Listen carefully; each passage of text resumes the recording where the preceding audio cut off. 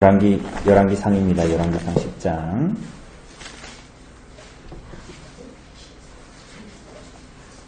열왕기상 10장입니다. 10장.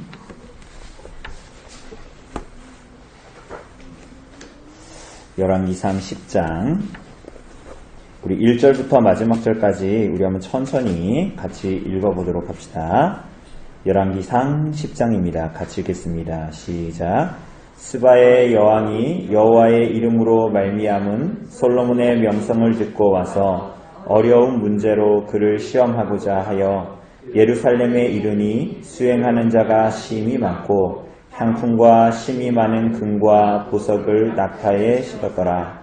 그가 솔로몬에게 나와 자기 마음에 있는 것을 다 말하매 솔로몬이 그가 묻는 말에 다 대답하였으니 왕이 알지 못하여 대답하지 못한 것이 하나도 없었더라.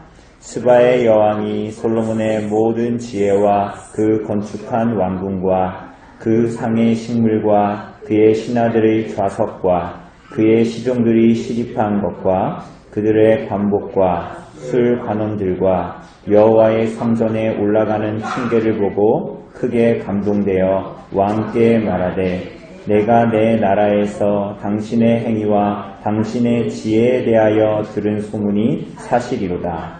내가 그 말들을 믿지 아니하였더니 이제 와서 친히 본즉 내게 말한 것은 절반도 못되니 당신의 지혜와 복이 내가 들은 소문보다 더하도다. 복되도다 당신의 사람들이여, 복되도다 당신의 이 신하들이여, 항상 당신 앞에 서서 당신의 지혜를 들음이로다. 당신의 하나님 여호와를 송축할지로다. 여호와께서 당신을 기뻐하사 이스라엘 왕위에 올리셨고 여호와께서 영원히 이스라엘을 사랑하심으로 당신을 세워 왕으로 삼아 정의와 공의를 행하게 하셨도다 하고, 이에 그가 금 120달란트와 심히 많은 향품과 보석을 왕에게 드렸으니 스바의 여왕이 솔로몬 왕에게 드린 것처럼 많은 향품이 다시 오지 아니하였더라. 오빌에서부터 금을 실어온 히람의 배들이 오빌에서 많은 백단목과 보석을 운반하여 오매 왕이 백단목으로 여호와의 성전과 왕궁의 난간을 만들고 또 노래하는 자를 위하여 수금과 비파를 만들었으니 이 같은 백단목은 전에도 온 일이 없었고 오늘까지도 보지 못하였더라. 솔로몬 왕이 왕의 규례대로 스바의 여왕에게 물건을 준 것 외에 또 그의 소원대로 구하는 것을 주니 이에 그가 그의 신하들과 함께 본국으로 돌아갔더라. 솔로몬의 세입금의 무게가 금 666달란트요 그 외에 또 상인들과 무역하는 객상과 아라비아의 모든 왕들과 나라의 고관들에게서도 가져온지라. 솔로몬 왕이 쳐서 느린 금으로 큰 방패 200개를 만들었으니 매 방패에 든 금이 600세겔이며 또 쳐서 느린 금으로 작은 방패 300개를 만들었으니 매 방패에 든 금이 3만에라. 왕이 이것들을 레바논 나무 궁에 두었더라. 왕이 또 상아로 큰 보좌를 만들고 정금으로 입혔으니 그 보좌에는 6층계가 있고 보좌 뒤에 둥근 머리가 있고 앉는 자리 양쪽에는 팔걸이가 있고 팔걸이 곁에는 사자가 하나씩 서 있으며 또 12사자가 있어 그 6층계 좌우 어느 나라에도 이같이 만든 것이 없었더라. 솔로몬 왕이 마시는 그릇은 다 금이요 레바논 나무 궁의 그릇들도 다 정금이요 은 기물이 없으니 솔로몬의 시대에 은을 귀히 여기지 아니함은 왕이 바다에 다시스 배들을 두어 히람의 배와 함께 있게 하고 그 다시스 배로 3년에 한 번씩 금과 은과 상아와 원숭이와 공작을 실어 왔음이더라. 솔로몬 왕의 재산과 지혜가 세상의 그 어느 왕보다 큰지라. 온 세상 사람들이 다 하나님께서 솔로몬의 마음에 주신 지혜를 들으며 그의 얼굴을 보기 원하여 그들이 각기 예물을 가지고 왔으니 곧 은그릇과 금그릇과 의복과 갑옷과 향품과 말과 노새라. 해마다 그리하였더라. 솔로몬이 병거와 마병을 모음에 병거가 천사 되어 마병이 12,000명이라. 병거성에도 두고 예루살렘 왕에게도 두었으며 왕이 예루살렘에서 은을 돌같이 흔하게 하고 백향목을 평지에 뽕나무같이 많게 하였더라. 솔로몬의 말들은 애굽에서 들여왔으니 왕의 상인들이 값주고 산 것이며 애굽에서 들여온 병거는 한 대에 은 600세겔이요 말은 한 필에 150세겔이라. 이와 같이 햇사람의 모든 왕과 아람 왕들에게 그것들을 되팔기도 하였더라. 아멘.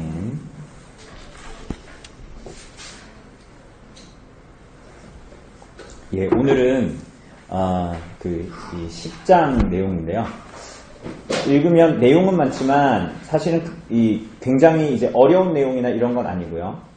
스바 여왕이 스바 나라의 여왕이 그 솔로몬의 지혜를 듣고 찾아와서 그 지혜와 부에 대해서 놀라고, 그리고 그가 가지고 있던 부가 어떠했는가 하는 내용들을 좀 기록합니다. 그리고 우리가 이제 보게 되는, 다음 주에 보게 되는 11장에서는 솔로몬의 이제 타락이 이제 본격적으로 사실은 이제 시작되는 그러한 장면들을 우리가 보게 됩니다. 그런데 이제 오늘 본문과 연하여서 그 지난주에 우리가 9장을 보지 않았습니까? 9장을 봤는데 9장에 보면은 하나님께서 솔로몬에게 나타나고 히람과의 거래가 있고 뭐 이런 것, 그죠? 가불 땅이 나타나고 막 그랬었습니다. 근데 이제 우연찮게 그날 저녁에 우리 아이들 자기 전에 이제 성경을 읽어주는데, 제가 읽어줄 때도 있지만 거의 주요하게는 제 아내가 이제 읽어줄 때가 굉장히 많은데, 그때 이제 주니어 지평이라는 데서 나온 그 이야기 성경이라는 책이 있는데 그 책으로 이제 읽어주는데, 그때 이제 우연찮게 사무엘상 4장에서 8장의 내용이었습니다. 사무엘상 4장에서 8장에 누가 나타나냐면 우리가 대충 그 위치에는 누가 있었다 이런 기억은 있잖아요. 사무엘서 옛날에 볼 때 그 사무엘서 초반이니까 거의 사무엘 선지자가 나타납니다. 그죠? 그런데 그 이제 아이들 성경이기 때문에 굉장히 재밌다기보다는 좀 이렇게 이해하기 쉽게 이렇게 그런 말투로 이렇게 이야기를 하거든요. 근데 그날 저녁에 읽은 본문이 이거였습니다. 여러분 들어보세요. 하나님은 사무엘 선지자에게 장로들의 말을 들려주라고 하셨어. 근데 아이들에게 하는 거니까 이렇게 써 있는 거예요. 하셨어. 그러면서 이렇게 덧붙이셨지. 그들이 너를 버린 것이 아니라 나를 버린 것이다. 내가 자기들의 왕이 되는 것을 싫어하는구나.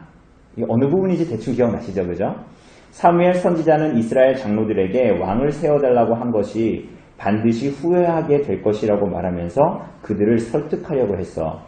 왕은 이스라엘 사람들의 아들과 딸을 신하로 삼고 백성들의 땅을 빼앗아 자기 친구에게 줄 거야.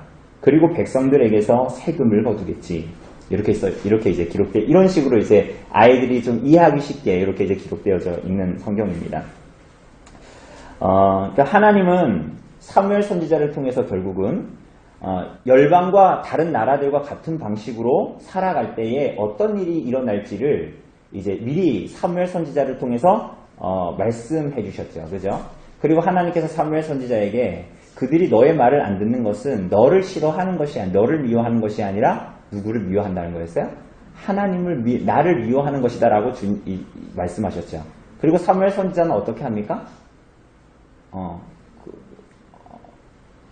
그들이 말을 안 들어서 그래서 말을 안 합니까? 그게 아니라 그들이 계속 어떻게 해요?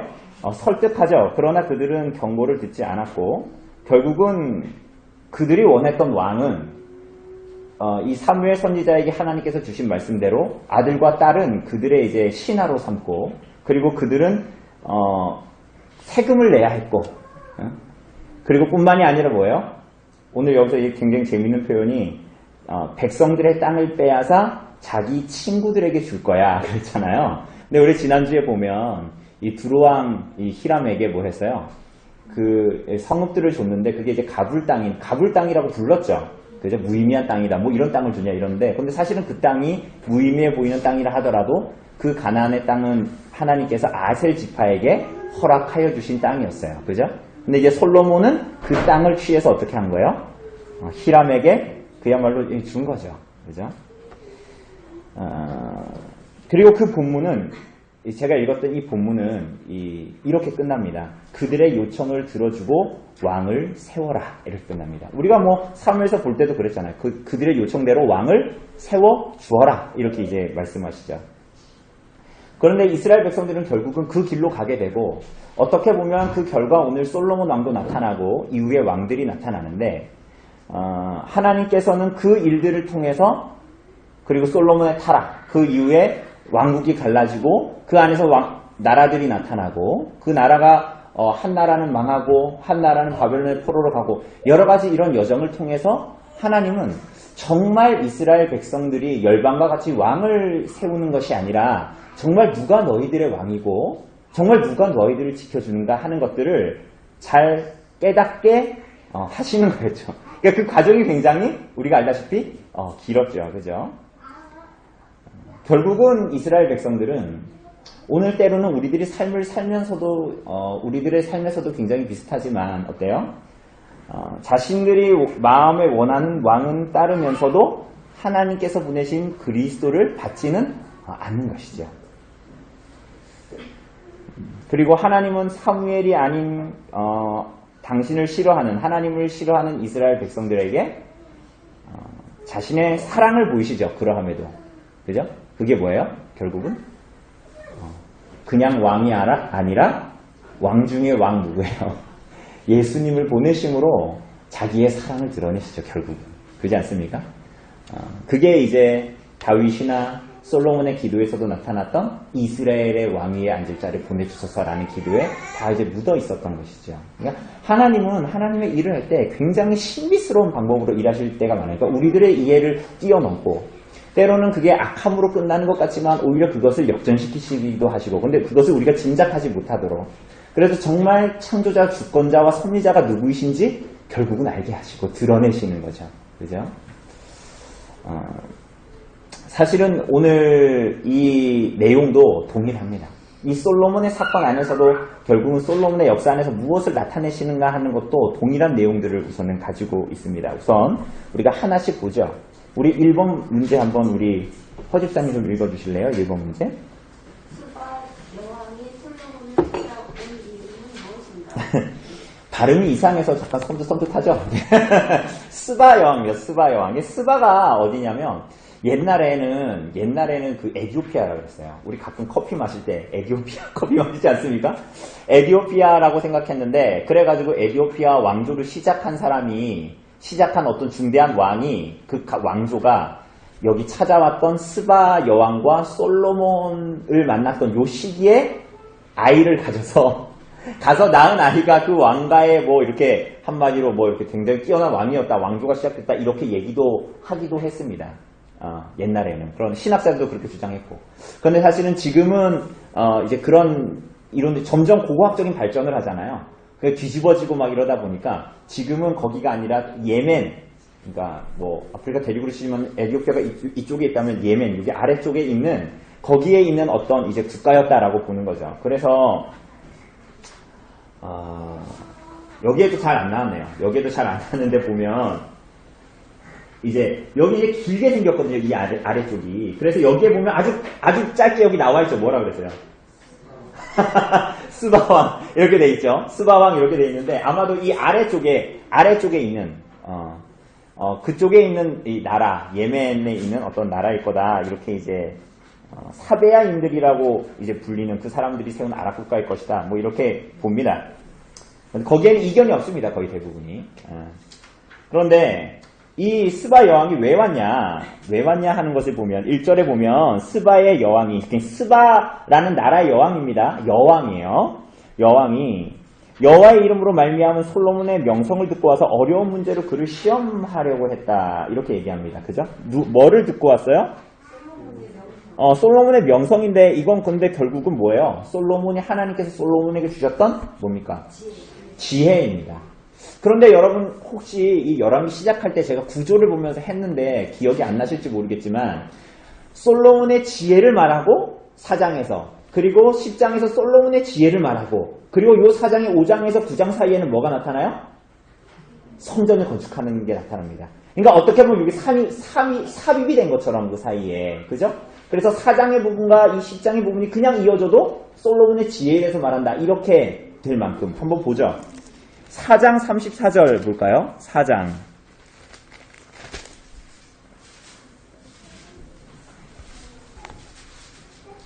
4장 34절. 뭐라고 얘기합니까?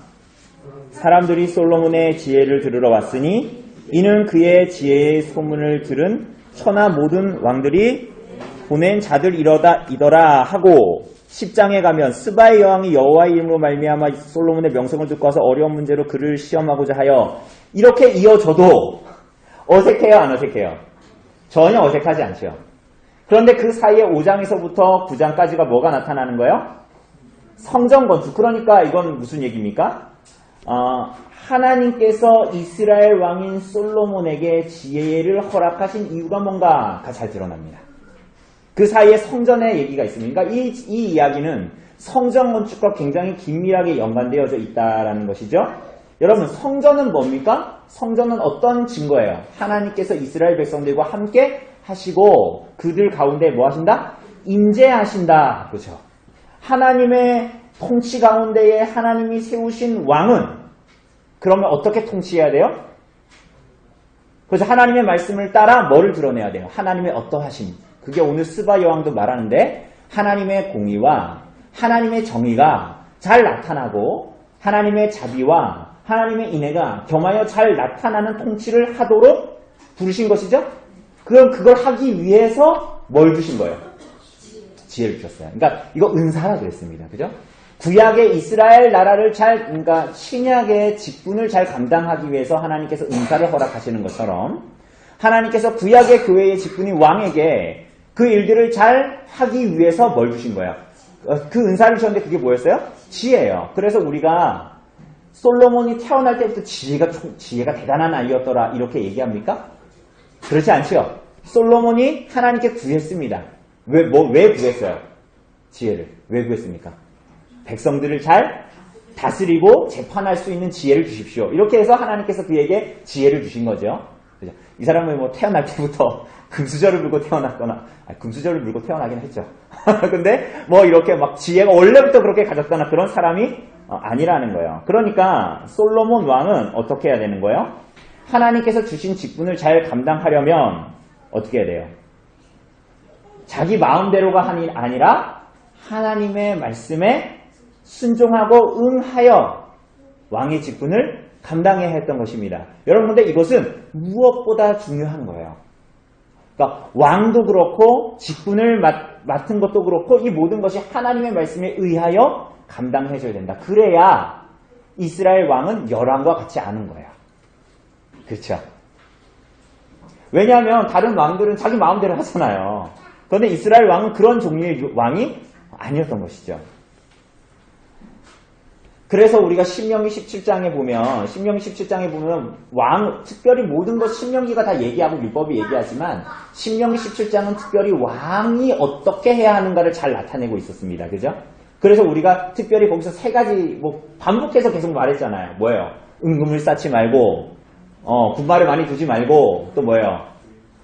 부인을 많이 두지 말고 오늘 여기 두 가지는 제가 말한 여기 은금과 요 말, 병거 이런 것들은 오늘 나오고요. 세 번째로 나오는 이 여자를 많이 두지 마라, 부인을 많이 두지 마라 그 내용은 이제 11장에 이제 우리 나타나게 됩니다. 자, 어쨌거나 이 이스라엘 나라의 왕은 모세 오경에 준하여 하나님의 백성들을 다스려야 했습니다. 맞습니까? 율법에 의하여 다스려야 했습니다. 우리가 전에도 얘기했다시피 거기에 응하여 다스리지 못하면 그것은 실패한 왕이에요. 그런데 그 실패한 왕으로 끝나는 것이 아니라 하나님께서 그들에게 거기에 응하는 일들을 하나님께서 이제 이루시는 거예요. 모세오경. 여러분 창세기는 뭐죠? 창세기는 하나님과 누구와의 언약 체결이에요? 너무 멀리 갔습니다. 아브라함과의 언약 체결이죠. 그래서 뭘 허락하신 거예요? 뭘 약속하셨어요? 땅도 주겠다. 또 자손도 주겠다. 또 특별하게 너희들을 어떻게 하겠다? 내가 보호해 주겠다. 그러니까 이런 약속들이 다 창세기에 주어져 있던 거예요. 언약으로 말미암아 하나님의 백성된 거. 뭐 그런 것들을 계속 나타내죠. 그죠? 그리고 여러분 아브라함에게 말씀하신 거 잘 생각해 보면 유대인들만 구원하겠다 그랬어요? 아니면 열방을 하셨어요? 열방을 얘기하셨어요. 그죠? 그것도 매우 중요한 포인트입니다. 그죠? 그리고 이어서 나타나는 출애굽기는 뭐예요? 그 하나님께서 약속하신 자녀들이 어떻게 되는 거예요? 어떻게 하나님의 경륜 안에서 준비되어져 가는가.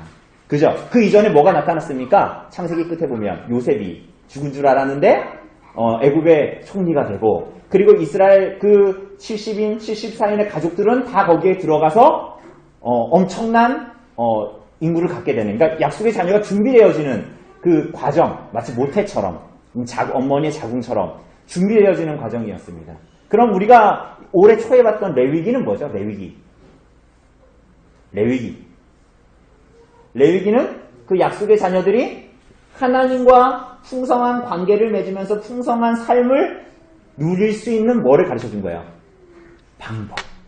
그렇지 않습니까? 거기에 보면 절기 나오고 뭐 제사 나오고 그러잖아요. 그게 다 언약하고 관계가 되어져 있어요. 그렇지 않습니까? 그 다음에 나오는 민수기는 뭐예요? 민수기. 우리가 민수기 읽다가 자주 읽기를 실패하죠. 자꾸 누구 몇 명이라고 그러고 자꾸 그런 얘기만 하니까. 그죠? 근데 이제 민수기를 보면 뭐냐면 이스라엘 백성들이 뭐를 중심으로 움직여요? 이렇게 성소, 성막. 그러니까 지금 오늘 본문에 보면 본문으로 얘기하자면 성전이죠. 그러니까 하나님께서 임재하신다는 그것인데 약속의 자녀들이 그 성소를 중심으로 해서 진을 구축하고 어디로 가는 거예요? 약속의 땅으로 어떻게 가고 있는가, 이런 것들을 이제 말해주는 것입니다. 그죠? 그럼 오늘 우리가 신명기 17장을 자주 얘기하는데 이 신명기는 뭘 얘기합니까? 신명기는 뭘 얘기하는 것 같아요? 28장 막 이런 데 보면은 막 복을 얘기하고 저주를 얘기하고 막 그러잖아요. 신명기는 뭘 얘기하는 것 같아요? 너희 이렇게 살면 내가 복 줄 텐데 너희가 이렇게 안 살면 어떻게 한다? 저주를 내리겠다? 뭐 가뭄을 주겠다? 뭐 이런 얘기 하시죠? 그게 뭐예요? 하나님의 백성들이, 약속의 자녀들이 약속의 땅에 들어가서 언약적인 삶을 지속적으로 살아가는 법을 가르치는 거예요. 그게 뭐예요? 신명기죠. 그런데 이스라엘 열왕들의 역사를 쭉 보면, 그래서 이 사람들은 그 율법을 기준으로 해서 이스라엘 백성들을 다스려야 했던 사람들입니다. 그죠? 그래서 신명기 17장, 우리 나중에 한번 보세요. 자주 봤지만 14절에서 20절을 보면 이스라엘 나라의 왕은 어떻게 약속의 자손들을 다스리고 언약적인 삶을 살아가도록 하나님의 통치를 드러낼 것인가, 이런 거를 잘 보여줍니다. 그죠? 그래서 좀 더 접근하기 쉽게 얘기한다. 접근하기 쉽게, 이해하기 쉽게 우리가 신명기를 뭘 얘기하냐? 하나님을 어떻게 사랑하는 삶을 살 수 있을까? 요거예요. 뭐라고요? 하나님을 어떻게 사랑하는 삶을 살 수 있을까? 그래서 하나님의 언약의 백성인 이스라엘이 약속의 땅에 들어가 어떤 방식으로 하나님을 사랑하는 삶을 살아야 하는가? 그걸 오늘 열왕기로 이해하는 거예요. 이스라엘 나라의 왕과 그 모든 자녀들이 약속의 땅에 들어와 하나님의 때가 차고 경륜이 차서 이스라엘 나라를 이뤘는데, 이 나라가 그냥 열방과 같은 나라가 아니라 하나님의 법에 의하여 살아갈 때 그 충만한 의미들과 삶들을 드러낼 수 있다는 것을 말하는 거야, 신명기가. 그래서 그거에 의해서 통치를 하고 이스라엘 백성들은 그것에 의하여 그 약속의 땅 안에서 살아가게 가도록 했던 것이죠.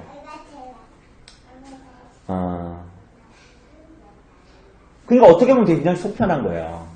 그러니까 하나님의 백성들은 하나님 말씀대로 순종으로 살면 되니까. 그런데 그래서 오늘 스바 여왕이 방문을 했는데 그 지혜와 부에 놀랐습니다. 그죠? 그런데 역설적이게도 그래가지고 막 그 사람 빈손으로 오지 않고 막 금을 120달란트를 가지고 오고 막 그랬잖아요. 그런데 역설적이게도 그것을 받은 솔로몬은 정작 그것을 어떻게 잃어가게 되는가를 보여줍니다. 오늘 본문은. 자, 우선 한번 좀 더 구체적으로 봅시다. 스바 여왕이 찾아온 이유가 뭐라고요? 명성을 듣고 어려운 문제로 그를 시험하고자. 여러분에게 말이 됩니까? 이게 무슨 얘기냐면, 여러분 이게 지금 21세기가 아니잖아요. 왕이 자리를 떠났어요. 나라를. 혼자 온 것도 아니에요. 누구랑 같이 왔어요? 2절에 보니까 예루살렘에 이르니 어떤 사람이 있다고요?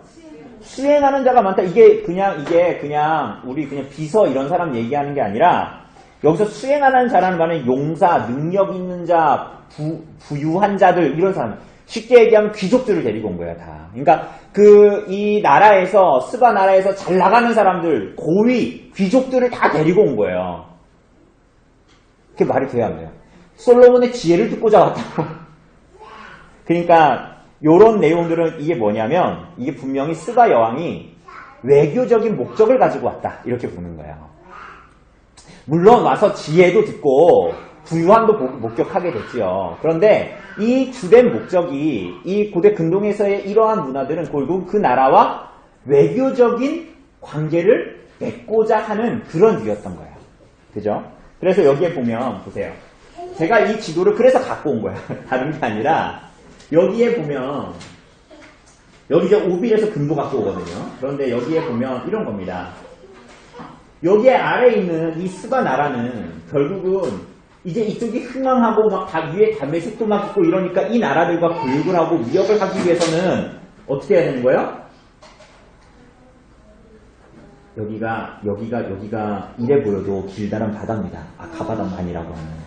그런데 이스라엘 나라가 여기까지도 이제 통치력을 미치기 시작하니까 어떻게 해요? 그리고 여기로 이렇게 가가지고 여기에 있는 나라들과 무역을 하려면 어떻게 되는 거예요? 중간에 있는 이스라엘 나라와 관계가 좋아야 되겠어요? 나빠야 되겠어요? 일본이 중국으로 진출하려면 한국을 밟아야 되는 거하고 마찬가지예요. 그런데 우리는 약했으니까 밟았지만 지금 이때는 강대국이잖아요. 그러니까 어떻게 해야 돼요? 이 나라 입장에서는 여러분 여기 중간에는 다 사막이에요. 여기는 다 사막이니까 여기도 이 아카바만을 지배하고 있는 것도 이스라엘이니까 어떻게 해야 되는 거예요? 이렇게 가서 이 나라와 외교적인 관계를 맺어야 그 나라의 부강함이나 이런 것들을 계속 이어나갈 수 있게 되는 거죠. 그죠?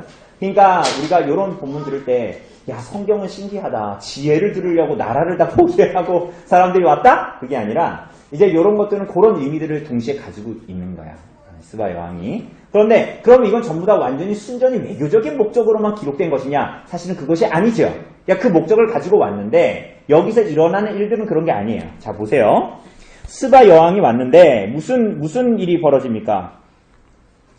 2절 하반절에 보니까 그가 솔로몬에게 나와서 뭐라 그래요? 자기 마음에 있는 것을 다 말했습니다. 그런데 솔로몬이 어떻게 하는가 3절에 보니까 그가 묻는 말에 다 대답했어요. 그리고 이 여왕은 어때요? 4절에 보면 모든 지혜와 건축한 왕궁과 그 모든 것들을 보고 5절 끝에 보면 뭐라 그래요? 크게 뭐 했다? 감동됐다. 이 여성분이 남성의 이 엄청난 지혜와 부를 보고 너무 감동됐다 이런 게 아니라 이 말은 뭐냐면 숨이 멎을 듯했다. 그러니까 압도되었다. 말문이 막혔다. 뭐 이런 얘기입니다. 이 스바 여왕이 뭐 여기에 보면은 신하들이 입은 옷과 그 층계들과 그 부유함과 지혜를 보고 숨이 막혔다. 뭐 이런 식으로 얘기합니다. 그런데 지혜를 보고 여러분 그런데 이 지혜는 무슨 지혜입니까? 이 지혜는 무슨 지혜예요? 용도가 뭐였어요? 그렇죠. 하나님의 백성들을 잘 다스리는 거였어요. 그 지혜로 잘 다스릴 때 무슨 일이 벌어졌죠? 4장 20절을 보면 우리가 전에도 봤어요. 4장 20절을 보면 무슨 일이 벌어집니까?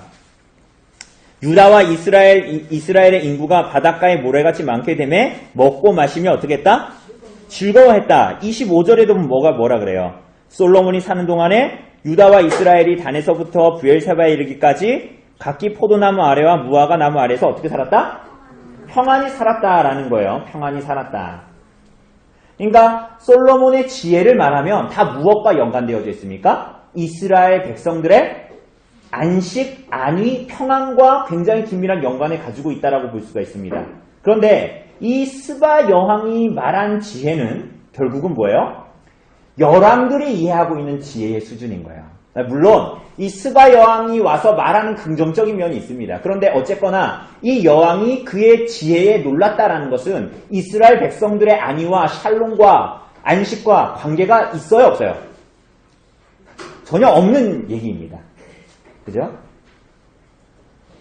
그래서 이 여자가, 이 여왕이 하는 말을 보면 솔로몬의 지혜의 유익이 누구에게 있다고 말합니까? 8절에 보니까 복되도다 당신의 사람들이여, 복되도다 당신의 이 신하들이여, 이렇게 말하죠. 그런데 이 얘기는 이 사람들이 복되다라는 것은 이스라엘 백성들을 얘기하는 것이 아니에요. 그래서 우리가 전장에도 봤다시피 이 솔로몬 왕과 솔로몬 왕궁에 집중되어져 있는 것을 말해요. 여러분과 열방의 왕들도 자기가 부유해지고 강해지면 어떻게 돼요?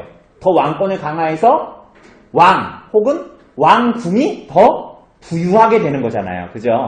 근데 이스라엘 나라의 왕은 그런 류의 왕이 아니잖아요. 심지어는 어떤 번역들을 보면 여기에 보면 당신의 사람들이여 복되도다 이렇게 얘기하죠.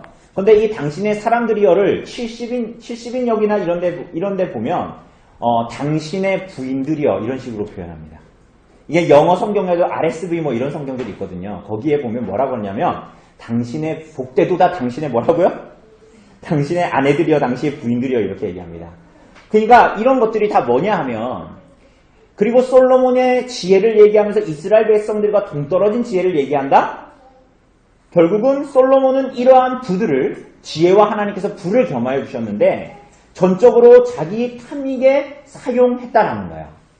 그것은 이제 우리가 보게 되는 14절 이후부터 좀 더 구체적으로 나오는데요. 여러분, 이 내용은 정확하게 초두에 말씀드렸던 사무엘상 8장에 나오는 사무엘 선지자의 예언이 그대로 시작되는 거예요, 이제부터. 그렇죠? 자, 한번 봅시다. 2번, 우리 승미 형제 한번 읽어주실래요? 2번 문제. 솔로몬의 지혜와 부를 목격한 스바 여왕의 그것이 무엇인가? 예, 목격했죠. 그죠? 그것을 이제 목격하고 그렇게 얘기했는데, 재미있게도, 이 여자가 그냥 온 게 아니라 엄청나진 않아요. 나중에 보겠지만 솔로몬이 더 부자예요. 그래서 나중에 가는 길에 더 많은 걸 줘요. 그 여자 갖고 온 금은 그렇게 크지 않아요. 솔로몬에게 사실은. 근데 어쨌거나, 많은 것들을 금 같은 거 갖고 오고 많은 것들을 가지고 왔잖아요. 그죠? 향료도 가지고 오고. 그리고 나중에 보면 이 히람은 또 나옵니다. 그래서 이 사람이 같이 그 솔로몬의 그 무역의 배, 엄청난 큰 화물선 같은 다시스의 배를 같이 두어서 3년마다 엄청 진귀한 것들이 들어오고 금이 엄청 들어오고 그래요. 그런데 이게 이렇게 하면 참 솔로몬은 부유해져서 좋겠다. 참 교회가 돈이 많아졌네. 이렇게 생각할 수 있지만 사실은 그게 아니라 어떤 면에서는 오히려 솔로몬을 더 망가뜨리는 길로 나아가는데 또 역설적이게도 그것을 가지고 온 스바 여왕이 하는 말이 솔로몬이 잃어버리고 있는 것을 말합니다. 이거 나중에 예수님이 이따가 볼 건데 마태복음에 보면 이 스바 여왕의 어떠함을 얘기할 때도 이런 것들이 나타나는데요. 어쨌거나 역설적으로 이 스바 여왕이 말하는 입을 통해서 솔로몬의 지혜가 가진 의미, 그리고 오늘 우리들에게는 인생의 여정을 가면서 그 의미를 어디서 찾을 수 있는가를 이 스바 여왕이 하는 말에서, 이방 여왕이 하는 말에서 찾을 수가 있습니다. 우선 이것은 이 열왕기상 저자가 하는 말을 통해서도 알 수 있는데 1절에 보면 여호와의 이름으로 말미암은 솔로몬의 명성을 듣고 와서라고 하지 않습니까? 근데 좀 더 정확하게 말하면 여호와의 이름을 통하여 혹은 여호와가 그에게 영광을 받으신 사실을 통해 얻게 된 명성이다, 이렇게 번역할 수 있습니다. 더하여서 이 스바 여왕이 9절에서 하는 말을 한번 들어보세요. 한번 같이 읽어볼까요? 시작. 당신의 하나님 여호와를 송축할지로다. 여호와께서 당신을 기뻐하사 이스라엘 왕위에 올리셨고 여호와께서 영원히 이스라엘을 사랑하심으로 당신을 세워 왕으로 삼아 정의와 공의를 행하게 하셨도다. 이렇게 말합니다. 그죠? 여러분 이게 거의 제가 봤을 땐 신앙 고백에 준하는 것인데, 생각해보면 솔로몬이 처음 우리가 알다시피 자신의 명성과 이익을 위해서 지혜를 구한 것이 아니었죠. 그죠? 백성을 잘 다스리기 위함이었습니다. 그리고 오늘 스바 여왕이 말하는 거를 보니까 하나님께서 솔로몬에게 지혜를 주신 이유가 뭐래요? 이스라엘을 뭐 하시기 때문에? 이스라엘을 뭐 하시기 때문에? 사랑하시기 때문에 주셨대요. 여러분 이걸 잘 들으셔야 돼요. 솔로몬에게 지혜를 주신 이유가 있어요. 그게 뭐냐면 사실은 누구를 사랑해서? 이스라엘 백성들을 사랑해서. 그래서 이스라엘 백성들이 하나님의 뜻에 따라서 살아가도록 그렇게 정의와 공의로 다스려져서 결국은 하나님이 우리를 다스리시는구나. 그리고 더 나아가서 세상을 통치하시는구나 라는 것을 드러내시기 위해서 솔로몬을 세우시고 지혜를 주신 것입니다. 솔로몬이 가지고 있는 은사는 솔로몬의 것이 아니에요. 누구의 것입니까? 하나님의 것입니다. 여러분 집에 가서 나중에 찾아보세요. 시간이 지금 막 가고 있기 때문에 역대하 9장 8절에 보면 스바 여왕이 그 역대기는 거의 비슷한 말들이 굉장히 많아요. 이 비슷한 역사들을 기록한 게. 그런데 역대하 9장 8절에 보면 스바 여왕이 여기서 이렇게 말해요. 하나님이 당신을 기뻐하시고 그 자리에 올리사 당신의 하나님 여호와를 위하여 왕이 되게 하셨도다. 뭐라고요? 하나님이 당신을 기뻐하시고 그 자리에 올리사 이렇게 얘기했죠? 우리가 한글로 들으면 뭐 같아요? 그 자리에 올리사. 그 자리가 뭐 같아요? 왕 자리 같잖아요. 근데 거기에 보면 그의 보좌에라고 되어져 있습니다. 그의 보좌에라는 건 누구의 보좌예요? 통치하시는 하나님의 보좌를 얘기하는 거야. 그러니까 이 스바 여왕이 얘기할 때 그의 보좌라라고 솔로몬에 대해서 얘기하는 것이 뭐예요? 그러니까 이 구절에서 스바 여왕이 보고 있는 게 제대로 보고 있는 거예요. 솔로몬에게 하나님께서 지혜를 주셔서 다스리게 하시지만 그 보좌는 누구의 보좌다? 하나님의 보좌라는 거예요. 하나님의 왕자에 앉아서 다스리는 것이다. 마치 신앙 고백 같지 않습니까? 우리가 이제 오는 주일에 그 예수님, 베드로의 신앙 고백, 제자들의 신앙 고백을 볼 건데 이 스바 여왕이 하는 것이 마치 그 신앙 고백과 같죠. 그런데 여러분 이것은 하나님이 우리에게 주신 자리와도 마찬가지예요, 사실은. 그러니까 이것은 이 당시에도 보면 솔로몬에게만이 아니라 사실은 물론 솔로몬은 그 굉장히 중요한 위치에 있었죠. 하나님의 경륜 안에서. 그죠? 이스라엘 나라의 왕이니까. 율법에 의해서 다스려야 되니까. 그러나 동시에 이스라엘 백성들도 마찬가지였죠. 우리가 이번 주에 5계명 배울 거잖아요. 오후에. 5계명은 뭐예요? 내 부모를 공경하라. 이건 모든 권위에 대한 것입니다. 그죠? 그러면 이건 뭐냐면 나는 내 부모를 공경해야지 뿐만이 아니라, 그러니까 윗사람으로서, 권위자로서 권위 아래에 있는 사람을 다스린다라는, 바르게 다스려야 한다라는 계명만을 말하는 것이 아니라 뭐예요? 그 아래에, 권위 아래에 있는 사람도 권위를 어떻게 존중해야 되는지를 말하는 게 5계명입니다. 그렇지 않습니까? 그러니까 이 구약의 교회인 이스라엘 나라도 솔로몬만이 하나님의 경륜과 하나님의 말씀에 의해서 다스려야 되는 것이 아니라 물론 막중한 책임이 있지만 이스라엘 백성들 입장에서는 또 뭐예요? 그의 그 권위에 순응하여 하나님 말씀에 순종하는 삶을 어떻게 되는 거예요? 살아야 되는 거예요. 그렇지 않습니까?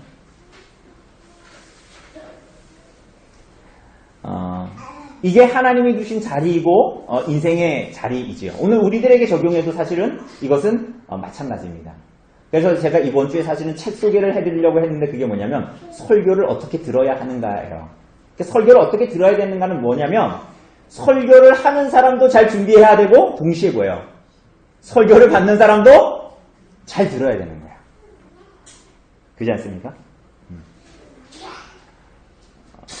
어쨌거나 우리가 우리들의 인생이 이런 의미에서 보자면 솔로몬도 그렇고 이스라엘 백성들도 동일하다. 사실은 그런 면으로 보면 오늘 우리들의 삶도 아무리 구석지다 해도 뭐예요? 우리가 교회로 존재하는 한 어떤 사람들도 하나님의 말씀 앞에 무의미한 자리는 있어요, 없어요? 없는 거예요.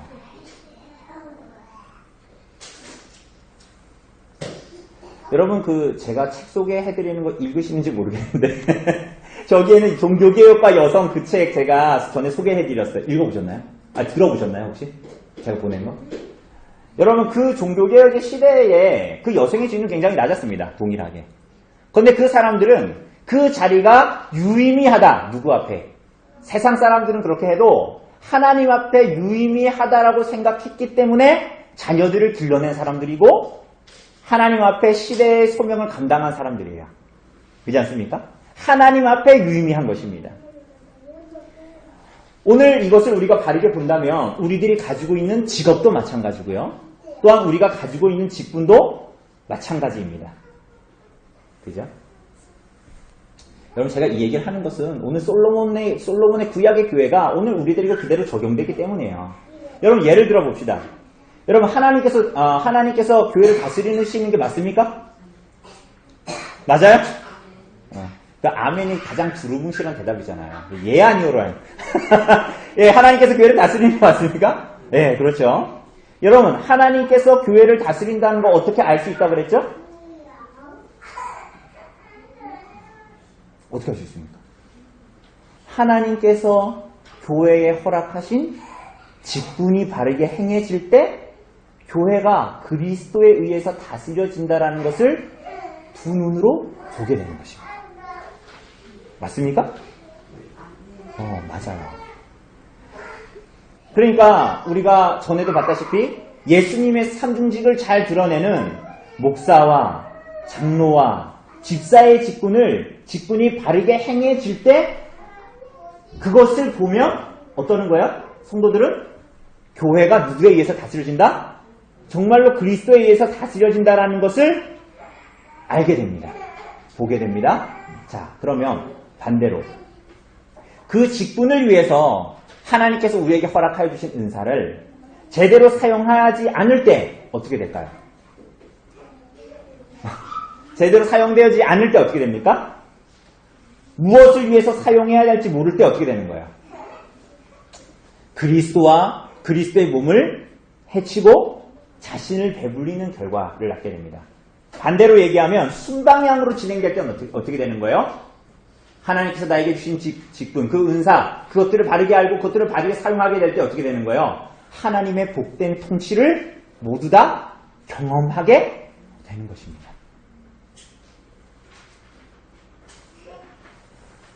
제가 지금 교회의 직분에 대해서 얘기했죠. 그런데 모든 하나님께서 우리에게 주신 직업과 직장의 자리 그리고 인생살이에서 관계에서도 다 마찬가지입니다. 특별히 우리가 직업을 얘기할 때 루터는 뭐라 그랬냐면 이 직업이 부르심이라고 했어요. 누구의 부르심? 하나님의 부르심이다라고 직업 소명이다 뭐 이렇게 이야기했습니다. 그러면은 그 일을 감당하기 위해서는 어떻게 해야 되죠? 솔로몬은 솔로몬의 직분을 감당하기 위해서 어떻게 해야 돼요? 그거 잘 감당하려고 솔로몬이 말을 모았던 거 아닙니까? 그걸 잘 감당하려고 금을 쌓아놨던 거 아닙니까? 그걸 잘 감당하려고 아내들을 많이 두었던 거 아닙니까? 맞습니까? 아닙니까? 그게 합리적인 거예요. 그렇게 하는 게. 그죠?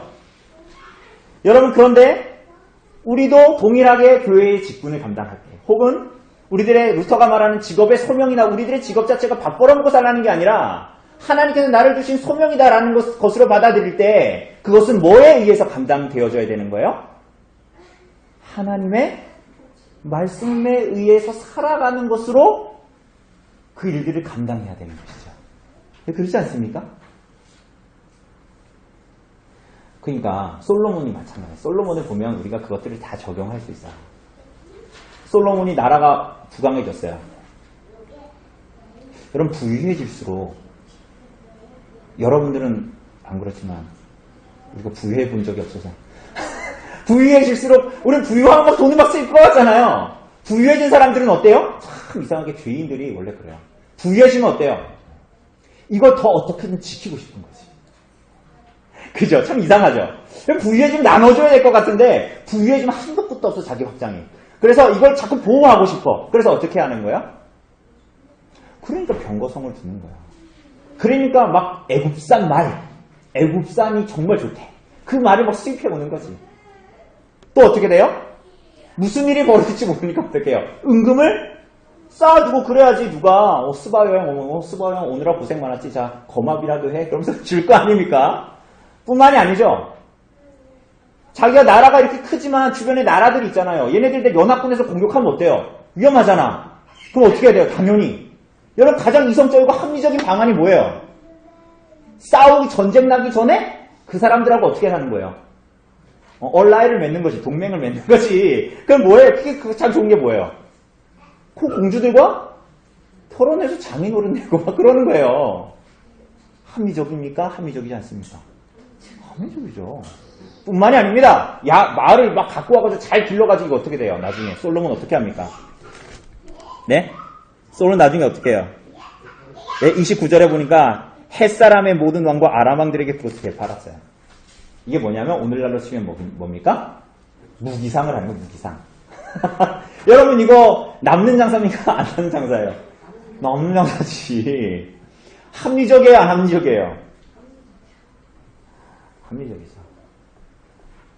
전혀 하나님의 뜻과는 정반대로 가는 거예요. 그게 매우 이성적이고 매우 합리적이고 그렇게 교회의 직분을 감당하고 그렇게 우리들의 직업을 감당해도 그게 세상이 보기에도 합리적이고 뭐 죄만 안 지면 되지. 특별히 나타나는 그런 죄만 안 지면 되지. 그게 아니라 그 모든 게 하나님의 소명이면 그 모든 것들을 행하는 데 있어서 하나님의 말씀에 응하게 그것들을 감당하도록 해야 된다는 거죠. 세상이 다 그렇게 하는데 그건 악한 게 아니야. 그러나 그렇게 생각하면서 행한다면 합리적으로 하나님 앞에 악행을 행하는 것입니다. 그래서 솔로몬의 이 모든 선해 보이는 일들이 솔로몬을 어둡게 합니다. 여러분 괜찮아 보이는데 그게 솔로몬을 정말 영적으로 어둡게 만들어버려요.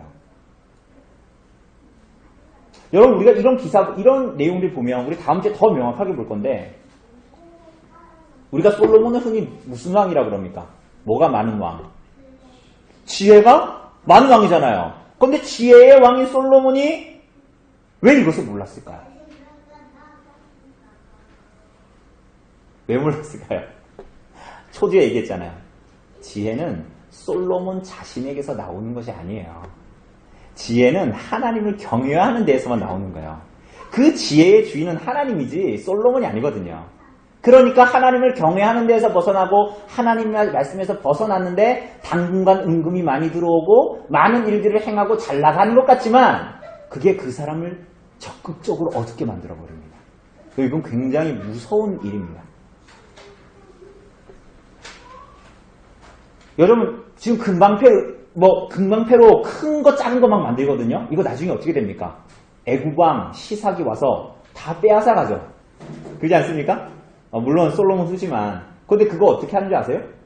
금방패 다 갖고 가면 여러분들 같으면 어떻게 할 것 같아요? 이거 방패가 사치품이에요. 장식용, 싸우는 용이 아니라 계속 만들어가지고 도금을 한 거예요. 한 6kg 큰 방패라는 것은 우리 몸 정도를 가릴 수 있거든요. 그럼 6kg짜리로 만들었다는 건 뭐냐면 그걸 방패를 만들고 나서 거기를 한 6kg짜리 금으로 도금한 거라는 거예요. 도금한 거. 근데 그것들을 막 몇백 개를 막 해놓고 장식용으로 해놨어요. 근데 나중에 애구방 시상이 다 뺏어가거든요. 그럼 여러분들 같으면 그거 어떻게 할 것 같아요? 그 자리에. 저 같으면 그냥 놔둘 것 같은데 나중에 어떻게 하냐면 놋방패를 만들어요. 그 자리에 금은 없으니까 놋방패를 만들어요. 그리고 그 자리에 세워놓습니다. 이게 뭐예요? 인간이 얼마나 허망하게 사고하는가를 보여주는 거예요. 그러니까 자기가 어디에서 떨어졌는가를 생각해야 되는데 그렇게 생각을 하지가 않는 거죠.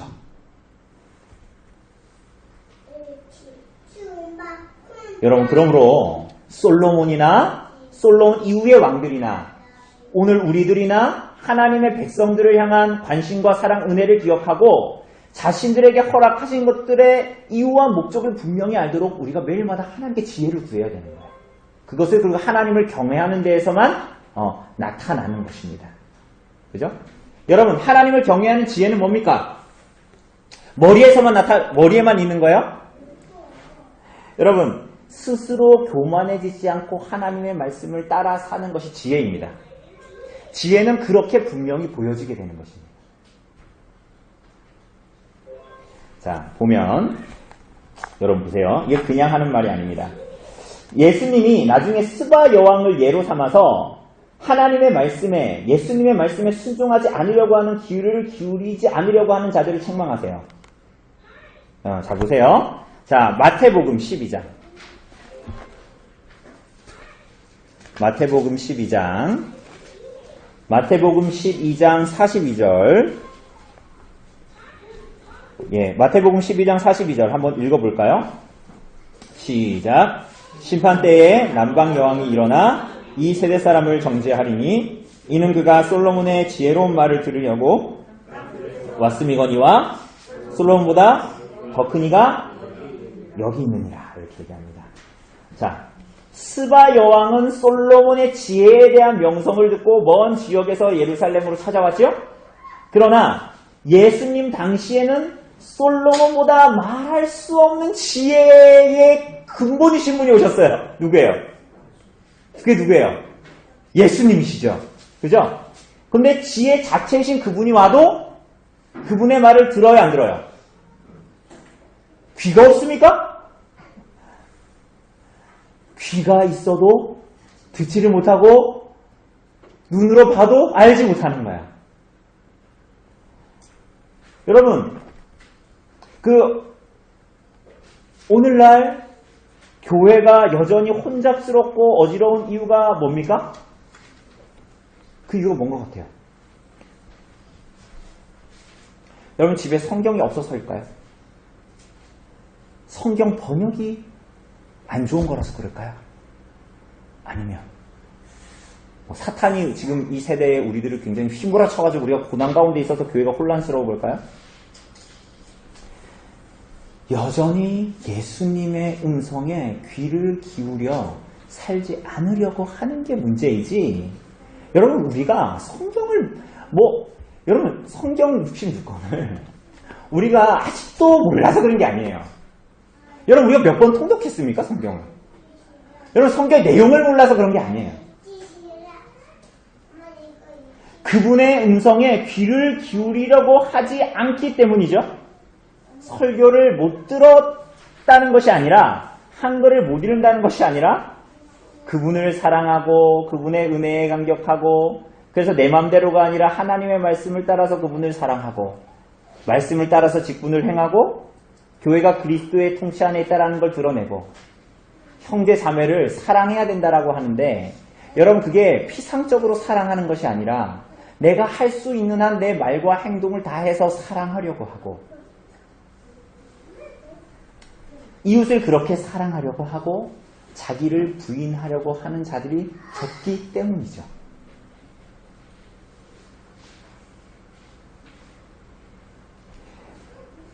그죠? 여러분 솔로몬이 지금 여기서 뭐가 부족해서 이렇게 되는 게 아니잖아요. 하나님을 아는 지혜, 하나님의 지혜, 하나님을 경외함, 그죠? 그것이 사라지고 있었던 거예요. 그러니까 여러분 이 말을 오해하면 안 됩니다. 여러분 이 말은 내가 뭘 해야 되는데, 무슨 일을 교회에서 해야 되는데 이걸 못해서 그렇다라는 것이 아니에요. 예수님을 사랑하지 않아서라는 거예요. 여러분 이 얘기를 잘 들으세요. 그러니까 내가 머릿속으로 사랑하지 않는다라는 말이 아니에요. 하나님이 이처럼 세상을 사랑하셔서 나를 위해서 오셨다, 이걸 몰라서가 아니라는 거예요. 정말로 예수님을 사랑하지 않는, 정말로 예수님을 사랑하지 않는, 그분의 은혜가 무엇인지를 몰라서. 그러므로 우리가 하나님께 정말 구해야 될 건 뭡니까? 사실은 솔로몬이 오늘 구해야 될 건 뭡니까? 하나님, 내가 이걸 하겠습니다. 이걸 더 하겠습니다. 이 저 나라와 더 관계를 좋게 하겠습니다. 내가 무언가를 열심히 하겠습니다가 아니에요. 뭡니까? 더 주님을 사랑하게 해주십시오. 더 주님을 알게 해주십시오. 내가 더 주님의 뜻을 알고 그 은혜로 행할 수 있도록 해주십시오. 나도 어찌할 수 없는 나의 욕구와 욕망을 부인하고 나를 미워하고 주님을 사랑할 수 있는 경건을 더 주십시오라는 주님을 의뢰하고 신뢰하는 기도겠죠. 정말 우리들에게 필요한 게 뭐냐고 묻는 거예요, 지금.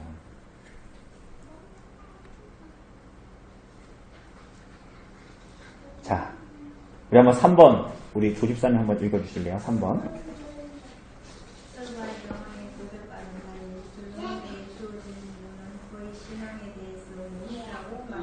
스바 여왕은 거의 뭐 신앙 고백 같은 얘기를 구절에서 하잖아요. 그런데 솔로몬에게 주어진 부는 그의 신앙에 대해서 뭐라고 말할까요? 한번 봅시다. 이제 시간이 다 됐으니까 이제 14절부터 쭉쭉 넘어갈 겁니다. 수많은 부가 주어집니다. 10절에 보면 스바 여왕이 갖고 온 것만이 아니라 12절에 보면 히람이 이제 많은 백단목이라는 거하고 보석을 막 운반하죠. 그죠?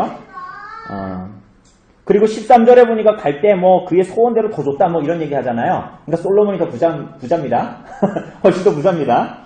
그리고 이제 14절을 보면 솔로몬의 세입금의 무게가 금 666 달란트다. 이게 매년 들어왔다라는 것입니다. 이게 우리 한글엔 번역이 되어져 있지 않지만 이게 매년 들어왔다라는 거예요. 그래서 여기에 보면 25톤의 금이 들어왔다라는 거야. 매년마다. 별로 감이 안 잡히죠? 우리는 뭐 조금도 없으니까. 하여튼 그 정도로 많이 들어왔습니다. 그리고 오늘 본문에도 나와 있지만 역대하 1장에도 보면 금이 마치 돌같이 흔했다. 이렇게 얘기합니다. 그리고 18절에서부터 20절을 보면 특별히 성전 기물 빼고 특별하게 구체적인 설명이 나타나는 게 이 솔로몬의 보좌입니다. 보좌에 대한 기록이 아주 길게 나타납니다. 뭐예요? 상아로 뭘 만들었어요? 보좌를 만들었다. 그러니까 이건 아마도 이 나무로 이것들을 만들어내고 상아로 그 보좌를 둘러쌌다. 이게 이제 이렇게 이해해야 되겠죠.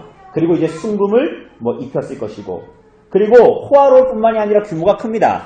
여러분 그 3장인가요? 열왕기상 3장에 그 창기들 재판할 때 제가 그림 카톡으로 보내드렸잖아요. 그죠? 그걸 표현한 그림. 거기에 보면 이렇게 기억나시는지 모르겠지만 이렇게 계단이 이렇게 있었어요. 그리고 위에 왕좌가 있고 보좌가 있고, 그리고 이제 그 아래 창기가 막 이러고 있는 그런 표현입니다. 그래서 여기 표현에도 나와 있지만 그게 엄청난 규모였고 그 보좌가, 그리고 양쪽에는 사자가 있었고 계단을 6개 올라와야 됐는데 그 6개는 양쪽마다 사자가 한 마리씩 있어서 12마리가 있고, 그리고 심지어를 보니까 20절 끝에 보니까 어느 나라에도 이같이 만든 것이 없었어요. 21절에 보면 솔로몬이 마시는 잔은 다 뭐예요? 금입니다. 그리고 3년에 한 번씩 그 다시스의 배로 뭐가 가져와요? 은과, 22절 끝에 보면 금과 은과 상아와 원숭이와 공작을 실어왔다. 근데 이게 이게 어떤 번역에 보면 개코 원숭이 이렇게 되어 있습니다. 그러니까 뭔지 정확하게 몰라요. 개코 원숭이인지 공작인지 잘 모르는데 어쨌거나 우리 한글에서는 이제 원숭이가 앞에 나왔으니까 공작이라고 이제 번역을 했어요. 하여튼 이렇게 되어져 있습니다. 그리고 26절 이하를 보면 어때요? 우리가 자주 얘기했던 거 뭐예요? 병과 마병을 모으고 애굽에서 이건 사온 겁니다. 애굽산입니다. 그리고 이건 정확히 신명기 17장의 가르침에 어긋나는 것입니다. 심지어 차액을 남겨서 되파는 무기장사도 합니다. 자, 결국은 하나님이 솔로몬에게 주신 지혜와 모든 것들을 통해서 이스라엘 백성들을 안식으로 이끄는 것이 아니라 그 지혜와 부로 자기 명성을 드러내고 부를 쌓고 자기 재물을 지키는 병력을 이렇게 증진시키는 데 사용하죠. 그죠? 근데 이제 그것의 중심에는 하나님도 믿고 뭐 그렇게 할 수도 있잖아. 다 아니라 그 심층에는 뭐가 있어요? 하나님이 우리를 지켜주신다라는 믿음이 점점 솔로몬에게서는 떠나가게 되고, 나에게 지혜를 주신 이유가 뭔가? 이스라엘 나라의 왕이 하나님이신데 난가? 하는 그 불신앙, 불경건이 그 안에 계속적으로 이게 참 아이러니하죠?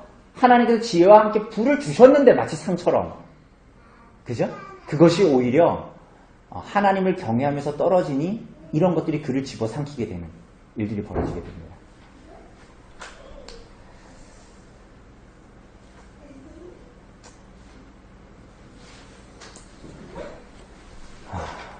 네, 그렇습니다. 우리들의 인생에서는 결국은 이제 무엇을 바라야 됩니까?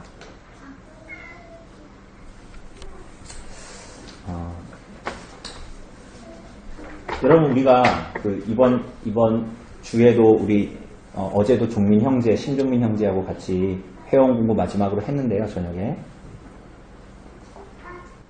종말에 대한 지식이었어요.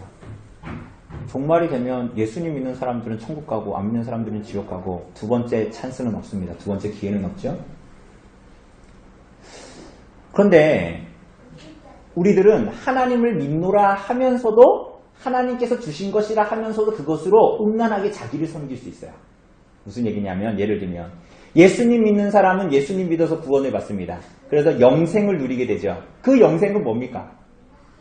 옛날에 우리 요구르트 같은 거 나올 때 광고 나올 때 생명 연장의 꿈 기억나십니까? 뭐 그런 광고가 있었는데 우리가 하나님을 믿노라 하면서 영생이 이 땅에서 어차피 죽을 거니까 영원한 생명을 얻으려고 한다. 그게 영생이다. 라고 생각한다면 사실은 우리들이 가지고 있는 영생의 의미를 바르게 알지 못하는 거예요. 우리가 영생이라고 말은 하지만 사실은 그 영생은 여전히 자기 확장과 어떤 자기 발전에 초점이 주어져 있는 거예요. 제 말이 이해가십니까? 그러니까 우리가 하나님을 믿노라고 하면서도 좋은 거, 영생, 뭐 이런 거 얘기하면서도 구원, 이런 거 얘기하면서도 하나님을 더 알고 싶어요. 이런 데로 가지 않아. 원래 영생은 뭡니까? 하나님과 교제하는 거예요. 이게 무슨 얘기냐? 여러분 예수님 믿으십니까? 말을 잘 못하세요. 예수님 믿으십니까? 믿으시죠? 예수님 믿으면 그래가지고 여러분 100% 하나님을 기뻐하고 사랑하고 오늘도 하고 살았어요? 애들이 떠들어서 짜증낼 때는 하나님 없는 것처럼 짜증내잖아요. 제 얘기하는 것입니다. 애들 때릴 때 회초리 될 때는 하나님 없는 것처럼 회초리 되잖아요. 그렇게 되면 안 되는데. 여러분 우리가 예수님을 믿노라 하지만 이 땅의 삶을 살아갈 때에 여전히 우리 안에 있는 성찬식을 할 때도 예수님에서 반복적으로 얘기하는 것처럼 우리 안에 죄의 찌꺼기가 있죠. 우리가 어찌할 수 없는 자기 욕구와 자기 욕망이 있습니다. 자기를 부인해야 되는데 부인한 삶을 살지 못할 때가 너무나 많죠. 그죠? 그럼 우리들에게 주어지는 그리스도로 말미암은 영생은 뭡니까? 그리스도와 같이 우리가 부활하죠. 그죠?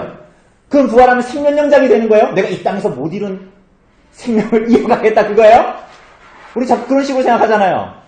여러분 부활과 영생의 핵심이 뭐예요? 나의 죄인된 본성,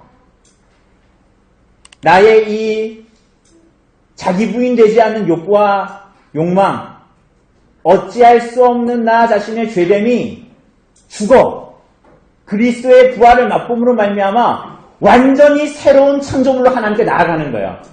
그래서 소요리 문답 38문이 말하는 것처럼 내 일생 하나님을 기뻐하고 영화롭게 하고 싶었는데 그렇지 못했던 것들이 완전한 부활을 우리가 먹음으로 말미암아 맛봄으로 말미암아 어떻게 되는 거예요? 그분과의 진정한 교제 안으로 들어가게 되는 거예요. 그죠? 여러분 그게 영생이지 않습니까? 그게 하나님과의 진실한 영생으로 주어지는 하나님과의 교제이지요. 그죠? 제가 이 말씀 왜 드리냐면 우리가 하나님을 믿노라 하지만 여전히 우리가 가지고 있는 생각과 정욕적인 축으로 영생이라는 말을 생각하는 거예요. 여러분 우리는 무엇을 바라봐야 됩니까? 그럼 뭘 바라봐야 되죠? 여러분 이 땅에서 우리가 뭘 의지해야 됩니까? 여러분 24절을 보면 마지막으로 24절 한번 읽어봅시다. 시작. 온 세상 사람들이 다 하나님께서 솔로몬의 마음에 주신 지혜를 들으며 그의 얼굴을 보기 원하여 그들이 각기 예물을 가지고 왔으니 곧 은그릇과 금그릇과 의복과 갑옷과 향품과 말과 노새라 해마다 그리하였더라 라고 이렇게 얘기합니다. 그죠? 온 세상 사람들이 하나님께서 솔로몬의 마음에 주신 지혜를 들으려고 그의 얼굴을 보기 위해서 왔다. 이것을 보면 무엇이 떠오릅니까? 예수께서 이 땅에 오셨을 때에 탄생하셨을 때에 동방의 박사들이 예물을 가지고 온. 그러니까 이 두 사건이 전혀 별개의 사건 같지만 사실은 이 왕위가 왜 주어졌고 다윗에게 약속하신 그 이스라엘의 왕이라는 것이 무엇인지를 생각해 볼 때 이 솔로몬이 가지고 있는 이 사건, 솔로몬의 오늘 본문에 나오는 24절의 이 사건과 예수님이 오셨을 때에 동방의 박사들이 예수님을 찾아온 사건은 굉장히 긴밀하게 연관이 되어져 있어요. 그래서 이건 뭐냐? 솔로몬의 왕권이 장차 예수 그리스도를 통해서 세워질 영원한 그림자의 예표라는 것을 동시에 보여주는 거예요.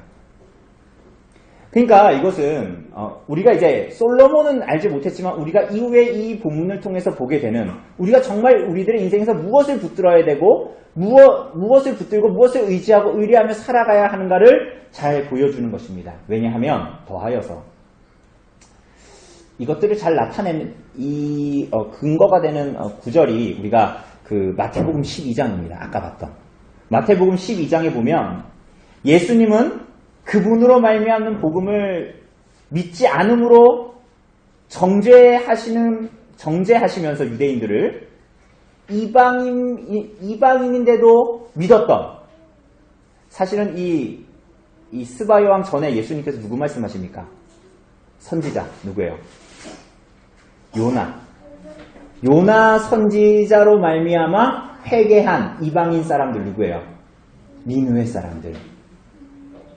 그리고 솔로몬의 지혜에 반응한 누구요? 오늘 본문에 나오는 스바 여왕을 얘기해요. 예수님이. 그게 뭘 얘기하냐면 야 이방인인 저 니느웨 사람들도 요나의 선포를 듣고 회개했고 저 이방 여왕인 스바 여왕도 솔로몬의 지혜를 듣고 찾아왔다. 이렇게 얘기합니다. 그런데 너희가 어떻게 그 지혜의 근원인 하나님의 아들인 내가 왔는데 나를 복음을 믿지 않냐? 라는 말씀을 하신 거거든요. 그런데 이거보다 더 심각한 것이 있어요. 이들이 반응하지 않았다. 그거보다 훨씬 더 심각한 내용이 있어요. 그게 뭐예요? 예수님께서 누구보다 크신 분이라는 거예요? 요나보다 크신 분. 그죠? 그리고 또 보면 예수님은 누구보다 크신 분이에요? 솔로몬보다 크신 분. 여러분 집에 가서 찾아보세요. 오늘 다 찾아보려고 그랬는데 요한복음 12장 초두에 나오면 안식일 사건 나오면서 예수님이 뭐보다 크신 분이라고 그랬어요? 성전보다 크신 분이에요. 이게 무슨 얘기입니까? 예수님이 성전보다 크시고 최고의 제사장이시고 예수님이 요나보다 크신 분, 최고의 선지자이시고 예수님이 누구보다 크신 분? 솔로몬보다 크신 분, 왕중왕이라는 거야. 그런데 그분이 오셨음에도 믿지 않는다라는 것을 예수님께서 드러내신 것이죠. 그래서 이게 무슨 얘기입니까? 예수님은 이 모든 직분, 뭐예요? 선지자와 제사장과 왕의 직분, 우리 소유름답이 말하는 것처럼 그 직분으로 죄인을 구속하시는 구속주이시죠. 그러므로 말미암아 우리가 정말 이 세상에서 붙들어야 되는 것은 뭐예요? 그분이 주신 은사를 붙들어야 되는 것이 아니라 그분을 믿어 내가 건강해졌어요. 내가 그분을 믿어 돈이 더 생겼어요. 그분을 믿어 우리 자녀들이 잘 자랐어요가 아니라 뭐예요?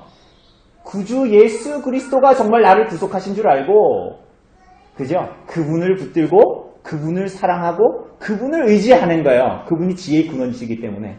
그죠? 그럴 때에야 하나님을 참으로 경외하고 이 땅을 정말 하나님이 주신 지혜로 주님을 바라보고 어리석지 않게 하나님 앞에 살아갈 수 있는 거예요. 그 은혜에 붙들려야 하는 것이 우리들의 인생의 중점입니다.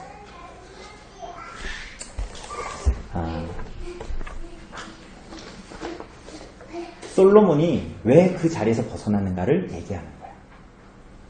우리 마지막으로 기독교 강요 한 2장 16권 2권 16장 19절 내용인데 제가 요거 왜 가지고 왔냐면요. 칼빈이 썼는데 칼빈이 원래 그런 사람 아닌 것 같은데 되게 시같이 썼어요. 제가 이걸 읽고 무슨 생각이 들었냐면 예수님이 아름다우신 분이야. 우리들의 인생에 붙들어야 되는 것은 그래서 예수님밖에 없구나. 이게 구원받기 위한 게 아니라 그분이 아름다운 거예요. 여러분 그래서 그분을 사랑하고 그분을 기뻐하는 대로 나아가는 게 인생의 목적이에요. 서유리문답 1문이 말하는 거, 서유리문답 38문이 말하는 거야. 읽어봅시다. 우리 한번 천천히 같이 읽어봅시다. 우리는 우리 전체 구원과 그 모든 부분이 그리스도 안에 포함되어 있다는 사실을 알고 있다. 그러므로 우리는 그 가장 작은 부분이라도 다른 곳에서 끌어오지 않도록 여러분 어떤 것도 그리스도 이외에서 끌어오면 안 돼요. 우리들의 인생에. 그러면서 뭐라 그럽니까? 만일 우리가 구원을 찾는다면 예수라는 이름 자체가 구원이 그에게 속해 있다는 것을 가르쳐준다. 만일 우리가 성령의 다른 은사들을 구한다면 그것들은 그리스도의 기름 부음 받은 것에서 찾을 수 있을 것이다. 만일 우리가 힘을 구한다면 그것은 그리스도의 통치 안에 있다. 만일 순결이라면 그의 잉태의 되심에서, 만일 온유함이라면 그의 탄생에서 나타나게 될 것이다. 왜냐하면 그는 그의 탄생하심을 통해서 그의 모든 면에서 우리와 같이 되심으로써 우리의 고통을 느끼실 수 있게 되셨기 때문이다. 만일 우리가 구속을 찾는다면 그것은 그의 고난에 있으며, 죄사함이라면 그의 정죄에서, 저주를 면하는 것이라면 그의 십자가에서, 만일 배상을 치르는 것이라면 그의 희생제사에서, 정결이라면 그의 피에서, 화해라면 그가 지옥으로 내려가는 곳에서, 육신을 죽이는 일이라면 그의 무덤에서, 새로운 생명이라면 그의 부활에서, 불멸성이라면 동일한 부활에서, 천국의 기업이라면 그가 하늘에 올라가신 곳에서, 보호나 안전이나 모든 축복을 풍성하게 공급하는 것이라면 그의 나라에서 찾을 수 있으며, 만일 안심하고 심판을 기대한다면 심판하도록 그에게 주어진 권세에서 찾을 수 있다. 요약한다면 그리스도 안에는 모든 종류의 선이 풍성하게 마련되어 있으므로 다른 셈에서가 아니라 이 셈에서, 그리스도 이 셈에서 마음껏 마시도록 하자. 여러분, 그리스도가 이렇게 아름다우신 분이십니다. 여러분, 그래서 그리스도에게서 쏟아져 나오는 복락을 붙잡지 마세요. 때로는 그것이 우리들을 위험하게 할 수 있어요. 무엇이 없으면?